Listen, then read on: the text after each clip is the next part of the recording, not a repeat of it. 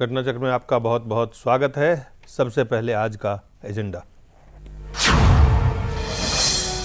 उत्तराखंड आपदा में स्थानीय लोगों की मदद और राहत पहुंचाने के मामले में राज्य मानवाधिकार आयोग की पहल और चुनावी गेयर में कांग्रेस और बीजेपी। कांग्रेस के खाद्य सुरक्षा के जवाब में मोदी ने की दिल्ली में चुनावी रणनीति पर बैठक।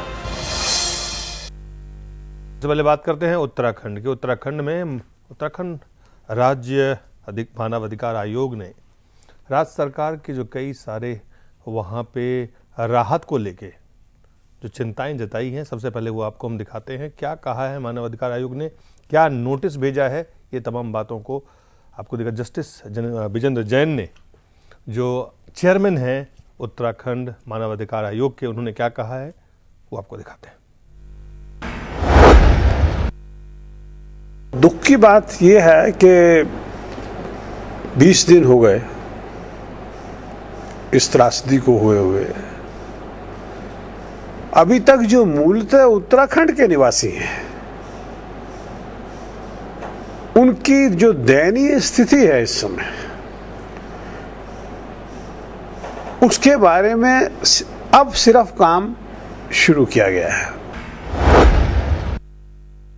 बड़ा अचंभा होता है कि एक संस्था जो इस काम के लिए लगी हुई है सरकारी, वो कहते हैं कि 300 गांव अफेक्टेड है, दूसरे कोई कहते हैं कि 1000 गांव अफेक्टेड है, कुछ कहते हैं 1800 गांव अफेक्टेड है।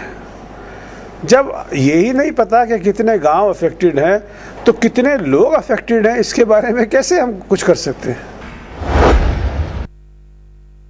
सबसे बड़ी जरूरत इस समय जो है कि कितने लोग इफेक्टेड हैं, क्या उनकी ज़रूरत है। इतने दुर्गम रास्ते हैं, पहाड़ों की चोटियों पे हैं, जंगलों में हैं, ऊंचाइयों पे हैं, मौसम खराब है, उन लोगों तक कैसे पहुंचा जाए, इसके लिए एक कंसर्टेड एफर्ट की जरूरत है। सेंट्रल गवर्नमेंट से कोई आ गए, किसी दूसरी जगह से आ गए, वो इतना इम्पोर्टेंट नहीं है। इम्पोर्टेंट है जो ग्राउंड रियलिटीज को जानते हैं, उन लोगों का इन्वॉल्वमेंट और एक दिशा कि हमने कैसे इन लोगों तक राहत सामग्री पहुंचानी है और इनको सेफर जगह के ऊपर पहुंचाना है। इन लोगों को, जो उत्तराखंड के हमारे भाई और बहन, बच्चे, बुजुर्ग जो इसमें फंसे हुए हैं, कैसे जल्द से जल्द हम उनको निकालें, इसका प्रयास होना चाहिए। ये सही है कि जो व्यक्ति इस त्रासदी के अंदर शिकार हुए हैं, उनके देहावसान के बाद उनको जो प्रक्रिया है जलाने की, सरकार ने वो शुरू की है। और मानवाधिकार आयोग ने इसीलिए सरकार को नोटिस भी इशू किया है, उसकी तारीख कल है, कि एक पर्टिकुलरली हिंदूज जब मरता है तो सिर्फ उसकी बॉडी को जलाने से उसकी अंतिम क्रिया नहीं होती। बहुत सारे रिचुअल हैं जो उसकी मृत्यु के बाद उनके धर्म के अनुसार उसको वैकुंठ में जाने के लिए, या उसकी गति होने के लिए, या उसका रिचुअल्स पूरा होने के लिए जो करने पड़ते हैं। तो जब आइडेंटिफिकेशन ही नहीं होगा बॉडी का, तो पता ही नहीं लगेगा उसके घर वालों को, किसी को भी, कि किस आदमी की मृत्यु हो गई। खासतौर से केदार घाटी के अंदर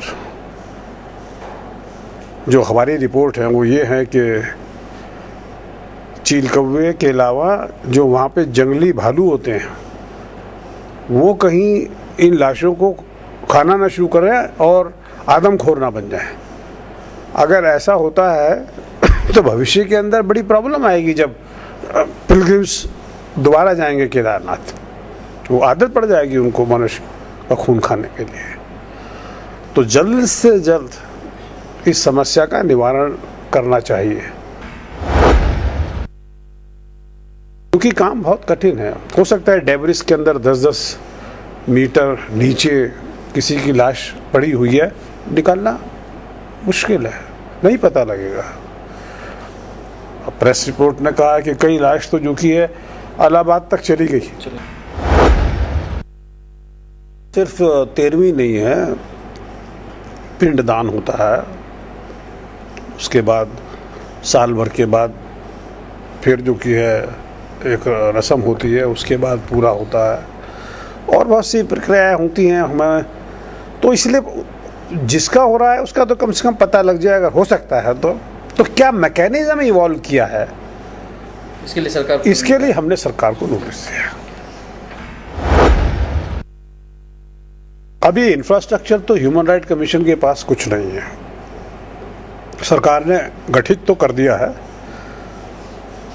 पर जो ह्यूमन राइट एक्ट के तहत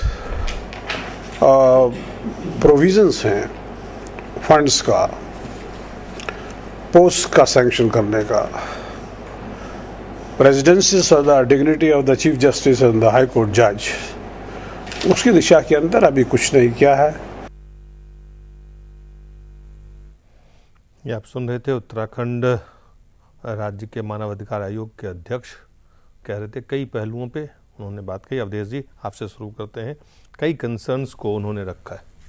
निश्चित रूप से मानवाधिकार आयोग के अध्यक्ष का बयान यह साबित करता है कि काफ़ी गहराई से और सूक्ष्मता से उन्होंने विचार किया है, क्योंकि हम लोग भी 17 तारीख से अनेक चुनौतियों पर चर्चा कर रहे थे, लेकिन कई मूल बातें, इसलिए मैं गिन रहा हूँ 1 2 3 4 5 6 7 कम से कम ऐसे 8 और 9 पॉइंट्स इन्होंने उठाए हैं, जो उसमें से सारे वैलिड पॉइंट्स हैं।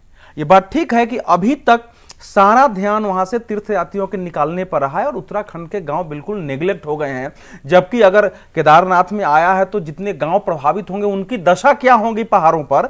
और उसमें जो उन्होंने कहा कि वहां के प्रशासन के जो शासन के जो अंग है उन्हीं के बीच एकता नहीं है। कोई कह रहा है कि कितना गांव है, लेकिन रास्ता भी बताया है कि इस समय आवश्यकता यह है कि वहां की ग्राउंड रियलिटी, माने पहाड़ों के रास्ते, वहां की आवश्यकता, वहां की उपलब्धता, लोगों की सोच, वो सारी जानकारी रखने वाला व्यक्ति जो वहां का जुड़ा हो माटी से, उसके अंदर की भावना हो, वो सब एक दिशा में काम करे और वहां जाए जरूरी है। नहीं तो केदार घाटी से ज्यादा लोग पता नहीं वहां भी मरे होंगे, पता नहीं कहां चला होगा। यह है। दूसरी बात जो उन्होंने कही वो भी महत्वपूर्ण है, क्योंकि जिन लोगों से हम मिल रहे हैं, सामान्यतः हमारे यहाँ कर्मकांड ये मानता है कि कोई व्यक्ति अगर घर से भाग गया और 12 साल तक जब नहीं लौटता है तब उसका श्राद्ध किया जाता है, लेकिन यहां वाकई अगर उसका शव दहन हो चुका है उसके बाद उसके श्राद्ध की प्रक्रिया, वार्षिक श्राद्ध की प्रक्रिया, पिंडदान, तो वो मैकेनिज्म आपने क्या डेवलप किया है। फिर वो आदमखोर होने का, पशुओं के बारे में, तो इससे पता चलता है दिलीप जी कि ये केवल एक बार 3 दिन के लिए कोई जल आया, पानी आया और जल प्लावन करके चला गया, वो इतने पहाड़ बड़ी चुनौतियां छोड़ गया है कि आगे ऐसे बहुत सारे पहलू पर विचार करके काम करने की जरूरत है जिनका शायद हमने पहले अनुभव नहीं किया है, या जो हमारे आपदा प्रबंधन नीति में और उस भूमिका में आते नहीं है। ये महत्वपूर्ण बात है, मैं आगे बताऊंगा। आज मैं नोट करके लाया था कि चुनौतियां क्या क्या है, लेकिन उसमें कई बातें हमारे दिमाग में भी नहीं थी। जी पुष्पेंद्र, मानवाधिकार आयोग ने राज्य का जो संज्ञान लिया है कई बातों का, और उन्होंने नोटिस भी दिया है, और जिस तरह से अभी तक, हालांकि उन्होंने ये भी कहा जिसको कि उसमें नहीं दिखाया गया कि 1 लाख से ज़्यादा लोगों का निकाला जाना अपने आप में एक बहुत बड़ा काम हुआ है, इसको आप नज़रअंदाज नहीं कर सकते हैं, लेकिन कई चुनौतियों को उन्होंने चिन्हित किया। तो राज्य सरकार के लिए कहीं ना कहीं एक तरह से ये जो आयोग की पहल है जिसे हम कहते हैं, ये एक सकारात्मक कहीं ना कहीं उसका प्रभाव सीधे सीधे देखने को मिलेगा। देखिए, 2 बातें हैं दिलीप जी, जैसे कि हम लोग लगातार ये बात आपके चैनल पर डिस्कस कर रहे हैं कि एक तरफ हिंदुस्तान के टेलीविजन के रिपोर्टर उन गांवों में पहुंच रहे हैं, उन दूर दराज की जगह पहुंच रहे हैं, और उनके पास ये खबर है कि कहीं 2000 कहीं 500 लोग अभी भी फंसे हुए हैं, और इस बीच में वहां की राज्य सरकार ये अनाउंसमेंट कर देती है कि राहत का काम पूरा हो गया, अब कहीं कोई नहीं फंसा हुआ है। तो आज जिस तरीके से एक एक बात को उन्होंने बहुत गहराई से, जो राज्य के ह्यूमन राइट कमीशन के जो चेयरमैन जैन साहब हैं, उन्होंने इस बात को भी बताया कि जहां एक तरफ राहत की बात सारा देश कर रहा था, लेकिन हमें उस वक्त इन चीज़ों की भी तैयारी करनी चाहिए थी कि अगर राहत कार्य खत्म होगा तो किस तरीके से जो डेड बॉडी मैनेजमेंट है वो कैसे होगा, किस तरह से होगा। हिंदू रीति रिवाज का मामला है, उसमें विदेशी लोग भी हैं, उसमें लोकल लोग भी हैं, उसमें बाहर से आए अलग अलग धर्म के लोग भी हैं। जरूरी नहीं है कि सारे लोग केदारनाथ के दर्शन जो है वो धार्मिक प्रवृत्ति से करने गए, कुछ लोग टूरिज्म के एंगल से भी लोग जाते हैं। तो वो तमाम सारी चीजें हैं। फिर उसमें कहते हैं कि जंगल का जो मामला है उसमें वहां जो जानवर है वो आदमखोर ना हो जाए। तो ये तमाम सारी चीजें, जैसा अवधेश जी कह रहे हैं कि तमाम उस सबके बावजूद भी ना राज्य सरकार ने सोची, ना दूसरे लोगों ने सोची, और अब इससे दूसरे किस्म का खतरा बढ़ता जा रहा है। तो मैं फिर वही बात कहूंगा कि चुनाव इस पूरे मामले में जो मानवाधिकार आयोग के अध्यक्ष ने एक बात कही है कि आज तक भी कोई 18-19 दिन होने वाले हैं, अभी भी जो राज्य सरकार के छोटी छोटी एजेंसियां हैं उनके बीच में कोई कोऑर्डिनेशन या सामंजस्य नहीं है। तो इसलिए जिसके दिल में जो समझ रहा है, कोई 2500 बता रहा है, कोई 2000 बता रहा है, कोई 5 गांव, कोई 200 गांव, कोई 80 गांव, कोई 200 सड़कें, तो ये जारी सब सारे डाटाज नहीं होंगे तो आप किस तरीके से राहत पहुंचाएंगे, किस तरीके से उन लोगों तक पहुंचेंगे, तो उसकी कल्पना नहीं की जा सकती। तो जो खामियां पिछले कई 15 दिन से हम लोग बार बार कोशिश कर रहे हैं कि उनको ना लाया जाए और उन बातों पर न बात की जाए और राहत पर केंद्रित करें, मैं समझता हूं कि अब वो समय आ गया कि जो राज्य सरकार है उनका जो पूरा मैकेनिज्म है, उनका जो पूरा तंत्र है, उसमें किस तरीके की खामियां हैं और उन खामियों के चलते लोग जो हैं अपनी जान से हाथ धो रहे हैं। जहां सेना की बात करते हैं, एनडीआरएफ की बात करते हैं, आर्मी की बात करें, उनका जो काम था वो उन्होंने कर दिया। अब जो बचे हुए लोग हैं उसमें सिविल एडमिनिस्ट्रेशन का कंप्लीट फेलियर है। शुक्ला साहब, आपने सुना तमाम पहलुओं को, आपने देखा मानवाधिकार के पहल से राज्य सरकार के काम में, राहत के काम में, आपको लगता है कि इससे कहीं ना कहीं तेजी आएगी या उसमें जो जिन बातों को चिन्हित किया गया है उसमें सुधार होने की गुंजाइश है, अगर कहीं खामी है तो?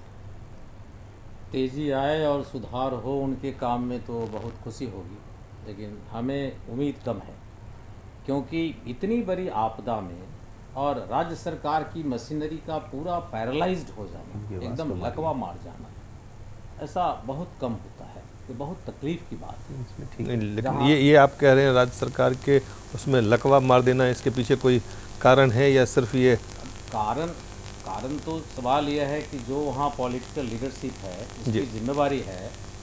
सबसे पहले तो हम, जैसा अवधेश जी ने कहा, सबसे पहले धन्यवाद देना चाहते हैं कि इंडियन एयरफोर्स और दूसरे जो एलाइड फोर्सेस थे उनकी भूमिका का, जिन्होंने इतना मेहनत करके और सारा अपनी कुर्बानी दे करके भी ये लाखों लोगों को वहाँ से निकाल दिया।